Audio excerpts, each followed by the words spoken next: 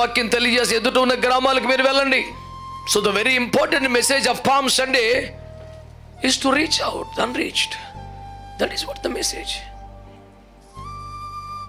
ఈరోజు కాబట్టి ఈత మట్టలు తెచ్చుకోవాలా, దానికి మందార పూలు కూర్చోవాలా, రోడ్డు మీద నుంచోవాలా? ఈరోజు మనం జ్ఞాపకం చేసుకోవాల్సింది ఏంటంటే ఎదుట ఉన్న గ్రామాలకి వెళ్ళాలి.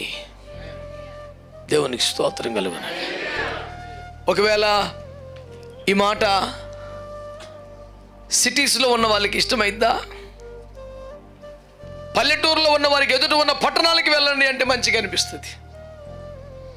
పట్టణంలో ఉన్న వారికి ఎదుట ఉన్న గ్రామాలకు వెళ్ళండి. విలేజ్లకు మేము వెళ్ళామండి,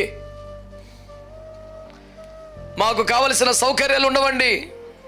అనుదినము రక్షణ సువార్తను ప్రకటించమని పాత నిబంధన కాలంలోనే కీర్తనల గ్రంథము 96లో దేవుడు మాట్లాడితే, నూతన నిబంధన కాలంలో ఇంకెంత ఎక్కువగా ప్రకటించాలి సువార్తను?